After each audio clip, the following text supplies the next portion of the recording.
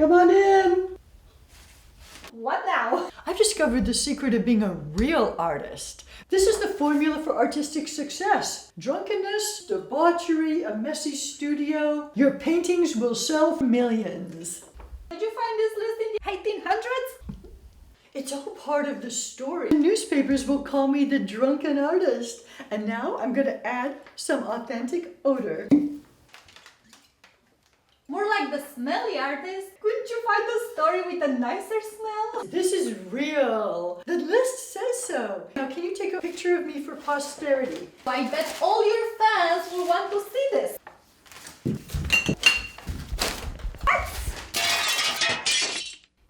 Maybe it's time for a more sustainable marketing strategy.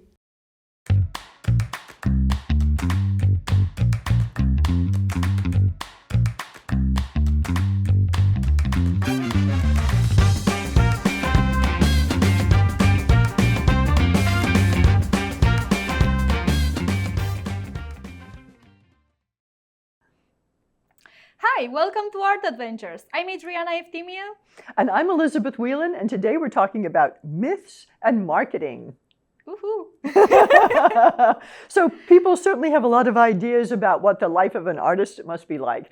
Artistic temperament and excess, or lonely and starving, or the young ingenue, or the mad genius. It's all a bit much. This painting by Salvador Dali called Harlequin certainly speaks to elements of Dali's own artistic life and the myths he perpetuated that ultimately helped his career. But over the centuries, artists have found themselves at the mercy of these preconceptions. So how do myth and marketing fit into the art world? In the art world, talent alone is not always enough to achieve financial success. An artist can be the greatest of them all, but if the artwork and the artist's story is not heard by anyone, then how are the collectors going to see and buy the mind-blowing paintings hidden in the basement? Good point.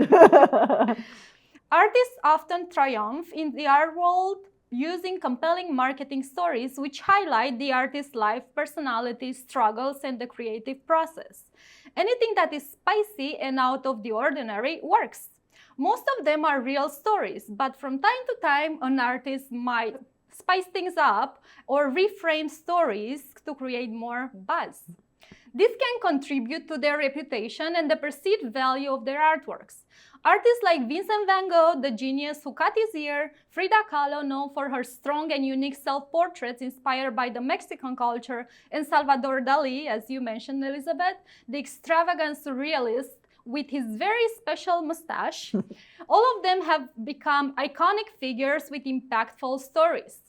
This is one of Salvador Dali's early paintings here, an example of his constantly shifting artistic styles.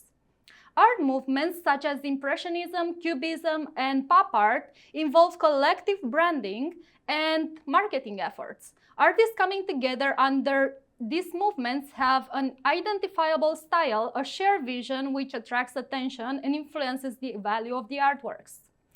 Now, the art movement tells the story for the artists. Marketing strategies in the art world also focus on scarcity and exclusivity to create a sense of urgency and attract collectors. How many times have we heard at the auction, private sales, or curated exhibitions the words, one of a kind, unique, or the first painting Van Gogh painted here, or the only painting he painted there, and so on. This type of framing generates hype and increases demand. Museums, cultural institutions, and auction houses use exhibitions, catalogs, carefully curated to highlight the strengths of the artwork. It's one thing to look at a painting without knowing anything about it, and a different thing to know and understand the context of when the painting was created, by who, and why it's important. Who doesn't like a good story, right? Right. Right. Good stories make us build an emotional connection. Art fairs are also a great opportunity to make stories heard. These events bring together a huge range of artworks, artists, curators, creating opportunities for networking, sales, and exposure. The buzz generated here attracts international attention, and the whole event is perceived as a hub of artistic innovation. And one of the most powerful tools in the box for marketing nowadays, social media platforms.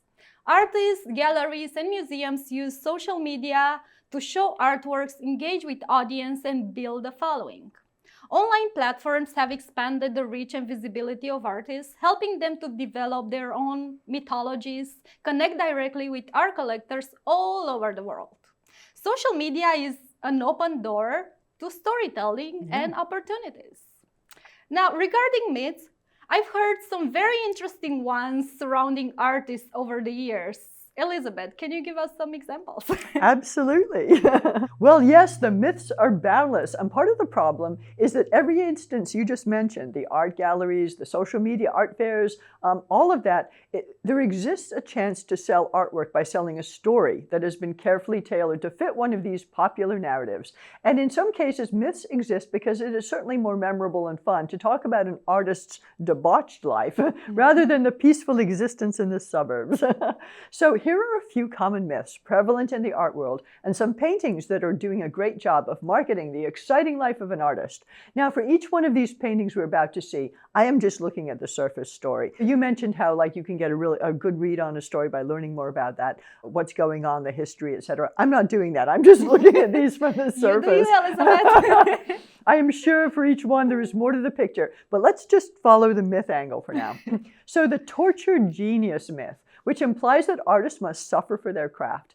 This romanticized notion suggests that artists must be tortured souls or lead unconventional lives to create meaningful work. And Vincent van Gogh, who we've talked about before, is an example of someone who really did struggle but achieved great work.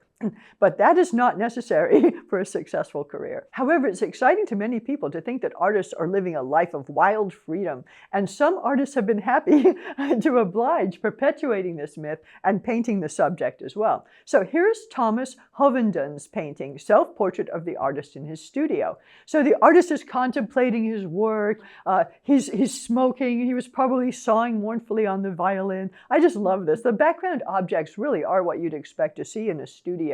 But still, he is living a carefree life. This is not the general deportment of a gentleman of that era. And there may even be a whiskey bottle somewhere on the floor. This next painting really slathers on the myth. This painting is called In the Artist Studio by Louis Edmond Pommet. You have the fancy, fancy studio, the expensive drapery, a woman, perhaps the model, so overcome with emotion, and she's taking the artist's palette away and saying, and he's like, "Oh no, what are you doing?" Yes, with every artist, there must be a model, or you're not really living up to the myth. Or you'll be like Hovenden's artist, who's all alone and scruffy. A sexy model is absolutely a subset of the myth of the exciting artist. And after all, most jobs don't include having half-naked people lying around your office. And the underlying motif of seduction definitely sells art. Here we have the dream. The semi-naked model is overcome with a desire to play the piano in the middle of the painting session. The artist is captivated by his muse and looks on in admiration. Ah, the life of an artist. I don't know about you, Adriana, that has never happened to me. So this next artist also has the super plush studio and the requisite model. So whether this bears any resemblance to his actual life is not of consequence. This is an excellent marketing piece for the artist's life. Next, we have the saucy model in what appears to be an art studio where several artists are working. This painting has been attributed to a rather successful female artist of the time. I'd like to mention at this point that being an artist model is a lot more difficult than some of these paintings imply. Just try sitting absolutely still for a few hours with your clothes off and being stared at by someone very intently. It's definitely challenging. But let's move on. More on the marketing end, we have this painting, someone keeping the baby occupied while the painting of baby Jesus or whatever is being finished. This artist is showing his chops. He is painting the infant while painting the infant. This is marketing on a next level. And he's showing all the accoutrement in his studio, and it's beautifully done. But this is you can make a postcard of this and hand it out and get a lot of commissions that way. So then we have the starving artist myth. And this one really annoys me. It suggests that artists must struggle financially and sacrifice for their creative pursuits. And I think this is one that's still being kind of perpetuated in art schools. There's got to be this intense struggle that goes on. It also perpetuates the belief that artists cannot achieve financial success or stability in their in their careers, or that they shouldn't. People feel that they can offer low prices for artwork because we just do it for the love of the art. That's another myth. No, we do it for the love of the art, but we'd also like to be able to pay our mortgage. But we're just talented and it just came out of nowhere. Exactly right. We're just born with it. The fact of the matter is that all artists are different, from different socioeconomic backgrounds, different opportunities, different values. Not everyone wants to have the plush studio. Not everyone can afford it. For some artists, they prefer the pared down life. And sometimes it's not an option to be able to live up to that fancy myth. And one of the reasons I mentioned last week that I wanted to talk a little bit about how these myths came about. And I think that we really could see during the Victorian era, a lot more people decided to go to places like to Whelan, to Paris, and to study at the ateliers. And so if you were really well off, you could have that super swank studio with the hanging tapestries and the big frames and this, that, and the other. And other artists, a lot of people from America, for example, the arts weren't so elevated in the 1800s over here. They felt that they needed to go to Europe and get that kind of education.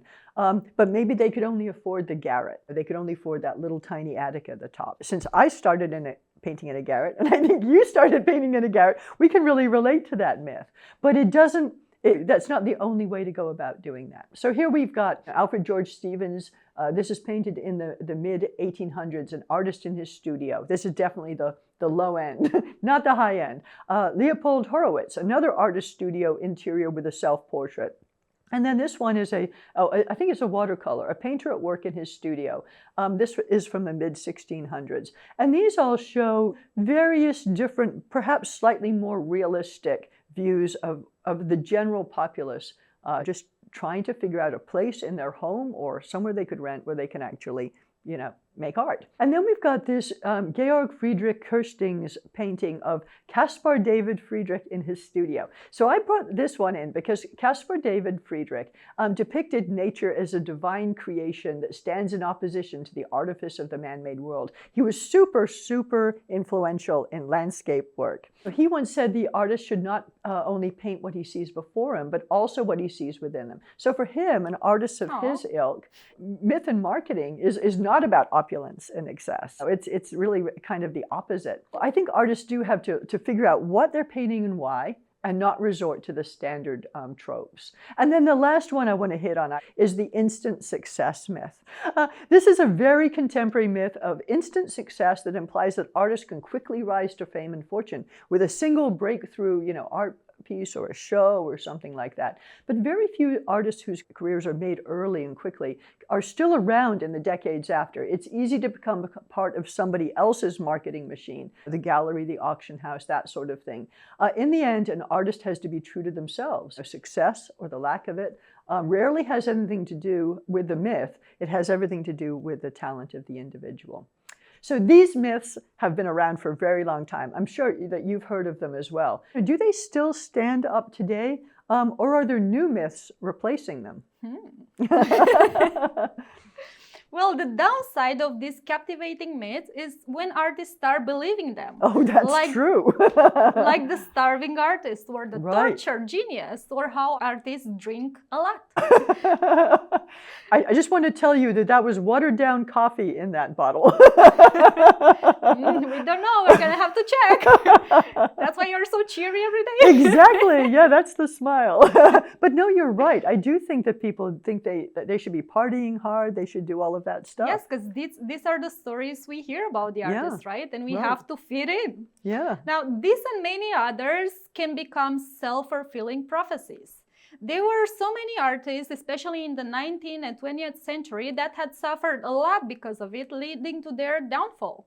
But lately, things appear to have shifted towards more positive scenarios. In recent years, there has been a growing awareness and effort to challenge the starving artist myth, for example. There is a growing acknowledgement of the importance of compensating artists fairly for their creative work. The art market has undergone significant transformations too. Many artists have embraced the business side of it, diversifying their income streams through merchandise sales, workshops, collaborations. Yeah, exactly. And many other deals without relying only on the traditional gallery models. Today, the artist is a jack of all trades, as they need to juggle not only the producing of great artwork, but also being a social media manager and salesperson and marketing manager, content creator, and so many others. It's true. I cannot wait to hire an assistant. While some artists do face financial challenges, many others have successful careers and achieve financial stabilities. Just, don't listen to those stories about the starving artist. Right, exactly. Yeah. Regarding the instant success that you're talking about, social media actually made this one more accessible to artists because they can now achieve overnight success and recognition through a single viral artwork. That's true. Social media post, yes. Now, the reality is that this overnight success often involves years of hard work, dedication, and strategic marketing. Because you're going to have to post so many pictures by the time you get that one viral. Yeah. And even if you do achieve a huge following on Instagram, for example, it doesn't directly translate to commercial success. So yes, some of these myths still carry on, but now artists are more focused on their uniqueness rather than trying to fit in any of these stories. Yeah, and let's not forget some of the crazy myths women artists have had to deal with.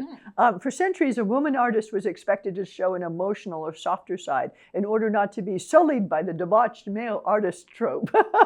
I know you were going to talk about some exceptions to the rule, but here's the sorry state of things in the 1800s.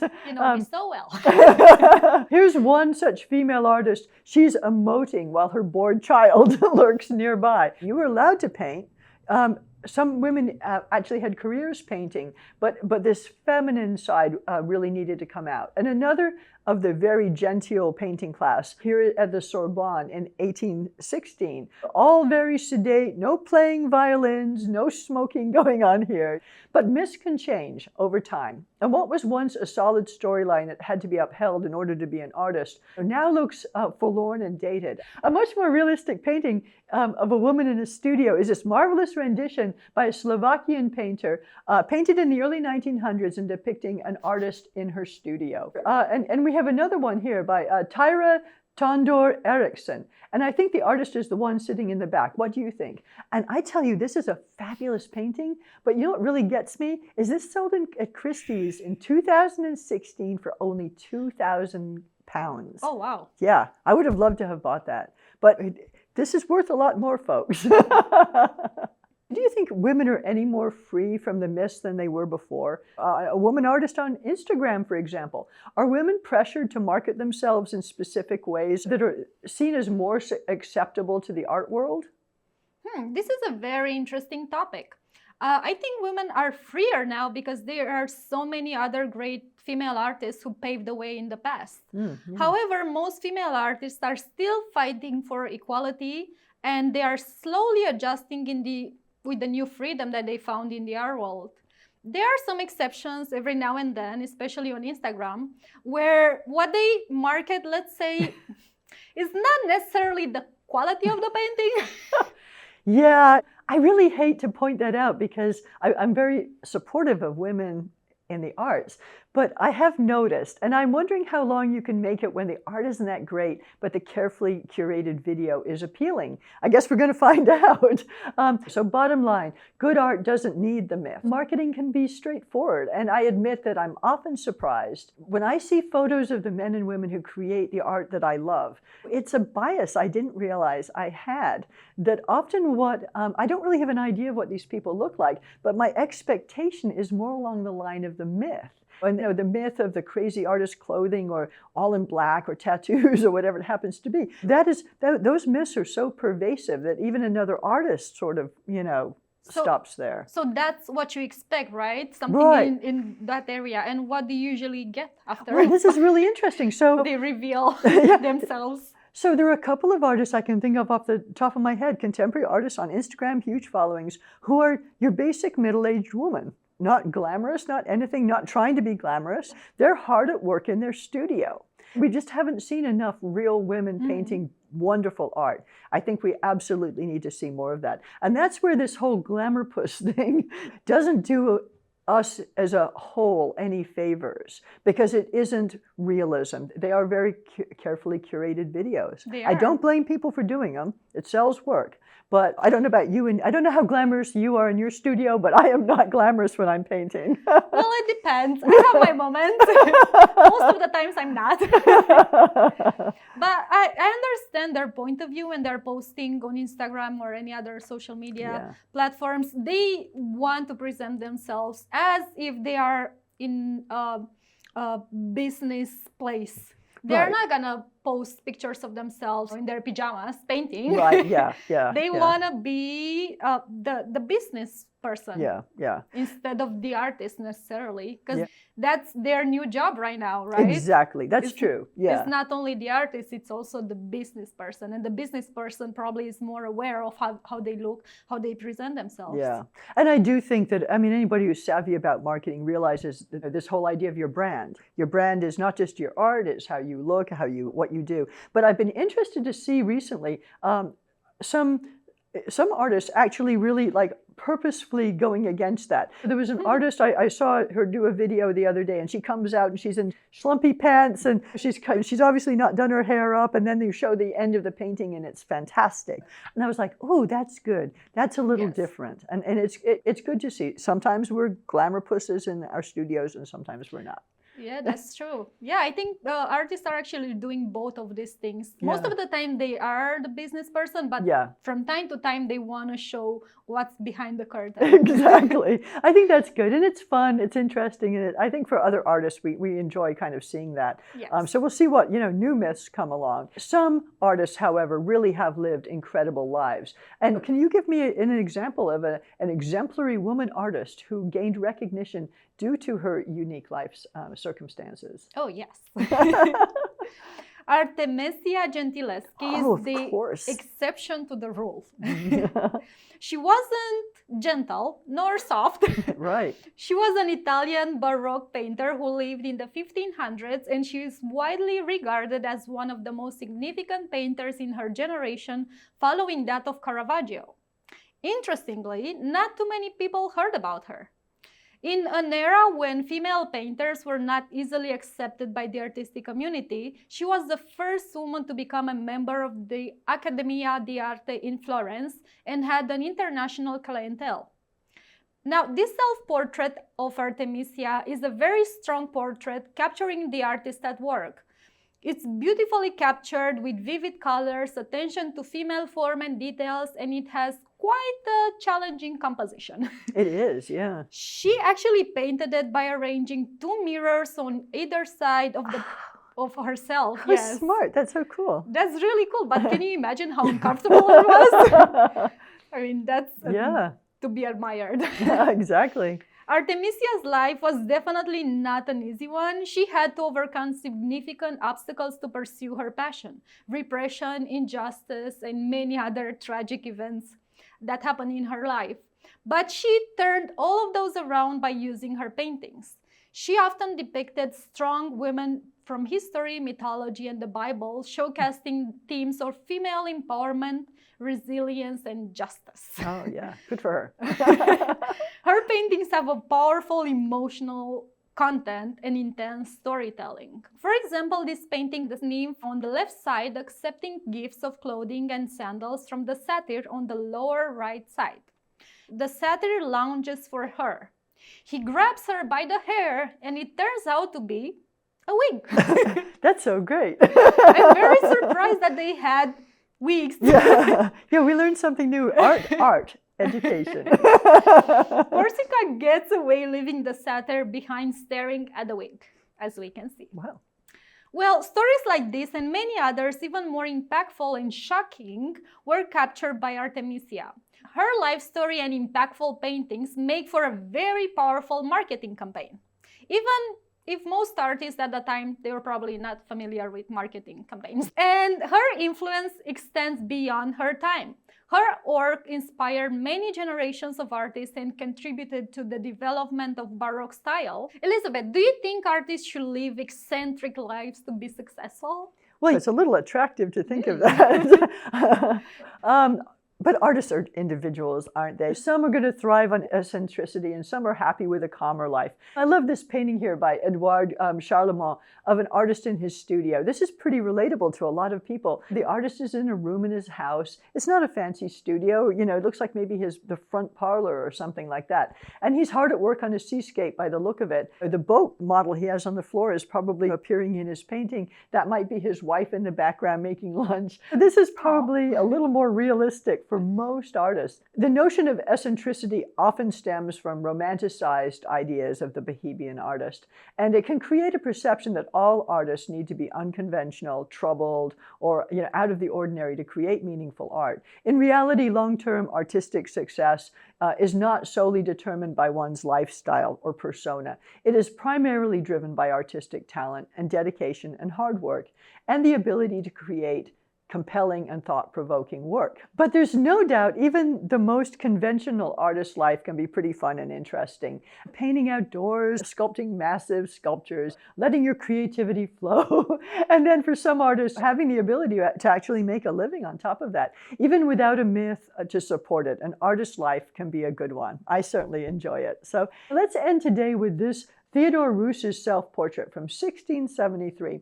This involves him showing his stature as a man of the classical world, a great number of rich and exotic objects lying around on the floor. Some of these look like bits out of those Vanitas paintings. But he's basically saying, I have the loot. I have all of these things that you need. But also, he is a semi-nude woman suddenly appearing from behind a curtain. I don't, surprise! I have no idea who the infant is at her feet. But all in all, for the mid-1600s, this guy's studio is a happening place. So what is fact and what is fiction? The minute you're taking photos of your life and your studio and your interests and your work, you're participating in myth-making and marketing. So it's good to think through exactly what myths might you want to perpetuate and are they really what you're all about. What's important though is for artists to find their authentic voice and their artistic vision, regardless of whether their lifestyle is considered eccentric or not.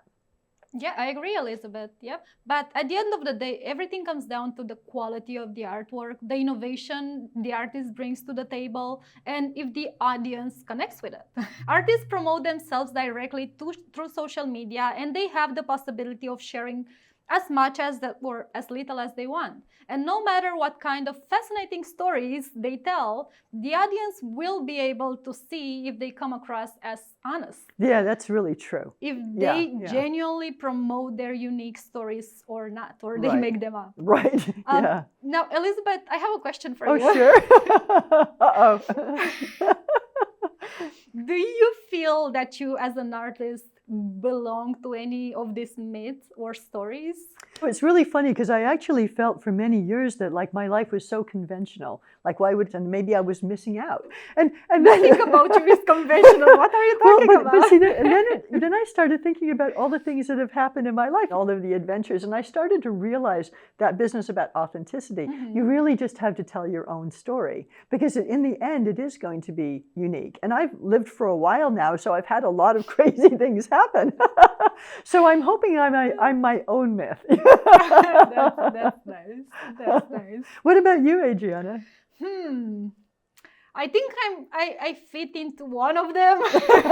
But you're not going to tell us? No, I will.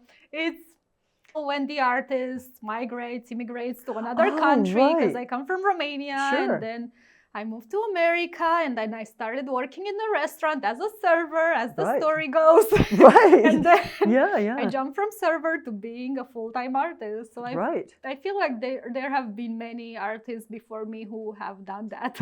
Yeah, but it's interesting, isn't it? Because it goes to show that hard work. You wanted something, you went for it. Yes. I do think I'm an immigrant myself, so I think that's part of our striving. And it also shows, you folks might not know, but neither Adriana nor I went to art school. We've just sort of learned as we went along, and lots of influences, of course, but not a formal education. And I think that's another place where artists may feel that, oh, there's a myth that I have to have a formal education, and you don't. So it's good to be where we are right now and look back and go, hey, we have sort of created our own narrative just by working hard and trying to do really good work. When you are actually creating and thinking about your work, that's when your own story starts to emerge. You build your own narrative through making art. That's exactly it. And for more information about myths and marketing, do go to our website, artadventures-tv.com, where we show the pictures of the art that you've seen today, books and movie recommendations, and just other information you might find interesting about this. Yeah, that's true. And we look forward to seeing you next week when we're talking about money laundering. Yes. This is going to be a very spicy one. We're going to upset some people. So money laundering is the kind of underground way of moving huge sums of money around using artwork. It's no spoilers, Elizabeth. Yeah, it's very interesting, and we're going to tell you all about it. Next week. Bye. Da da da da da da da da da da da da. El cheapo whiskey. Whiskey on my mind. It's diluted coffee water. It's like from that shot that is like yeah, like sure. shh, like Right. Debauchery. I've got no time for debauchery.